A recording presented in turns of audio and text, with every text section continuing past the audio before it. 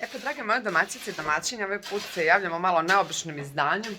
Sada ću vam nešto pokazati o čemu nisam do sada pričala i pominjala, jer radovi su, kao što već vidite, evo, moj muž je u pozadini u toku.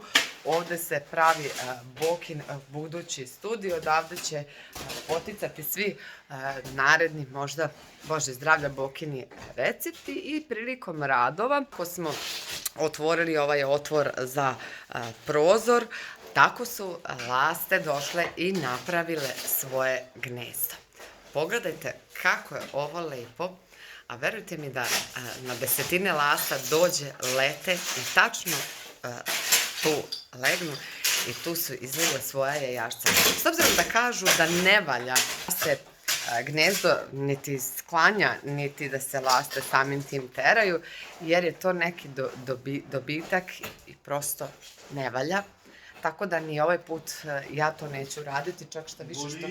Boljitak, što kaže moj muž, čak što više razmišljamo da kada se radovi završi, sve urade zidovi, da to gnezdo prosto ostavimo, jer godinama je ovde bila radionica namenski i baš sad komentarišemo da nikada ni jedna nije ušla, niti napravila gnezdo i kako smo ovaj prozor otvorili, napravili studio, tako su one napravile svoje gnezdo.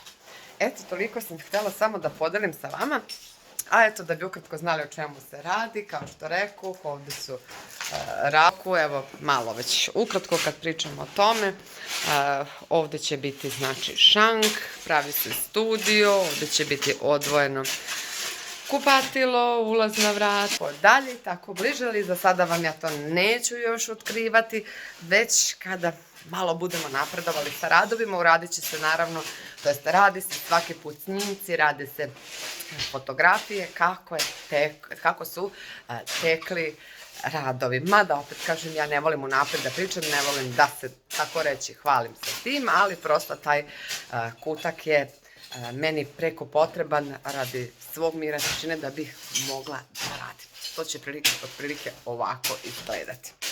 Eto, htjedoh da vam pokažem laste, a pokažem vam radove za studio. U svakom lasta je neki predznak i daj Bože da ostane